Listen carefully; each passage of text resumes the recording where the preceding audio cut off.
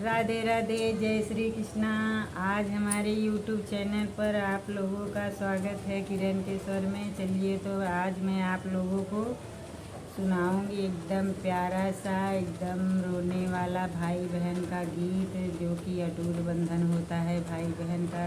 हमेशा बहन लोग अपने भाई लोग का रास्ता देखती रहती है, कब आएंगे मेरे भाई। तो ऐसे ही मैं भी उनका वेट कर रही हूँ। वैसे मैं उनके पास ही हूँ, लेकिन रक्षाबंधन के दिन तो वेट करती रहती हूँ मैं, क्योंकि हमें जाने का टाइम नहीं मिलता है। हमारे घर में भी हमारी बेटियों के भाई वही सब आने लगते हैं, तो इसीलिए मैं नहीं जा पाती हूँ, तो मुझे वेट करना ही पड़ता है। मैं मुंबई में हूँ, मेरे भाई भी मुंबई में हैं, लेकिन मैं जा नहीं पाऊँगी कल। इसके लिए मैं उनके लिए गाना गा रही हूँ। आप लोग भी सुनिएगा और अपने भाई बहन का वेट करिए, और भाई बहन में प्यार अपना अपना बढ़ाए रखना और प्यार से रहना। राधे राधे। और हमारे गाने में हमारा सपोर्ट कीजिए और हमारा गाना एकदम ध्यान से सुनिएगा। भैया आई न जाते रसता देखे बहिनिया ना, आई गैल सवनवा हो ना। भैया आई न जाते रसता देखे बहिनिया ना, आई गैल सवनवा हो ना। भैया आई न जाते रसता देखे बहिनिया ना, आई गैल सवनवा हो ना। हमसे कह कि सावन में औबई, हमसे कहल कि सावन में औबई, सावन में औबई, सावन में औबई। रहिया देखत देखत आंसू गिरे नयनवा ना, आई गैल सवनवा हो ना। रहिया देखत देखत आंसू गिरे नयनवा ना, आई गैल सवनवा हो ना। भैया आई न जात रसता देखे बहिनिया ना, आई गैल सवनवा हो ना।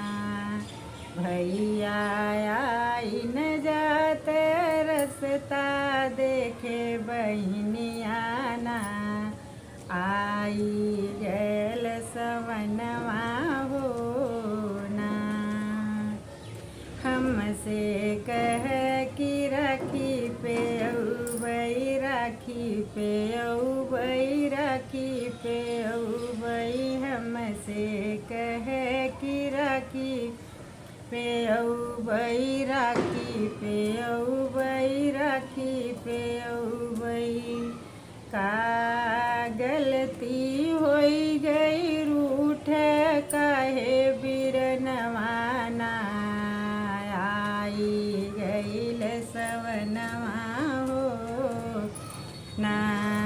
का गलती होई गई रूठ काहे बिरनवा ना, आई गैल सवनवा हो ना। का गलती होई गई रूठ काहे बिरनवा ना, आई गैल सवनवा हो ना।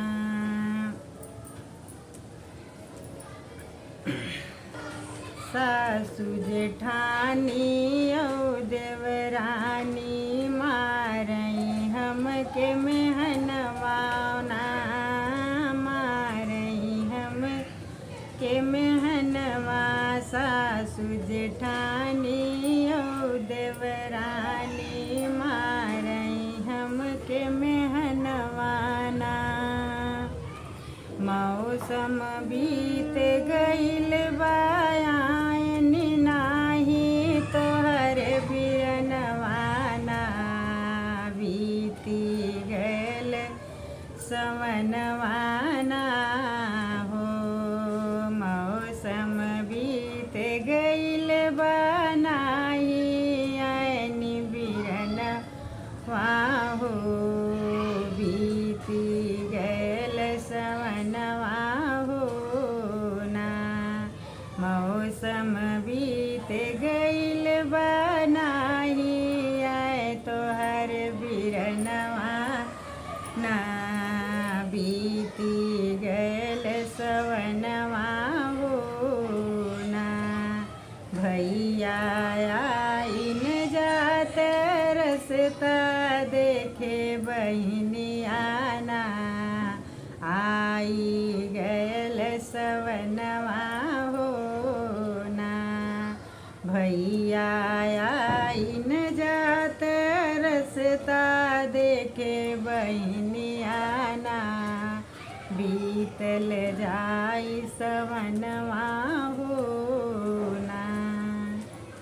राधे राधे। आप लोगों को मेरा गाना अच्छा लगा हो तो कमेंट करना, हमें ज़्यादा से ज़्यादा लाइक करना, शेयर करना और हम ज़्यादा से ज़्यादा लाइक नहीं मतलब लाइक करना, ज़्यादा से ज़्यादा शेयर करना और कमेंट में हमें ये बता देना आप लोग मेरा गाना कहाँ से सुन रहे हो, आप लोग कहाँ से हो।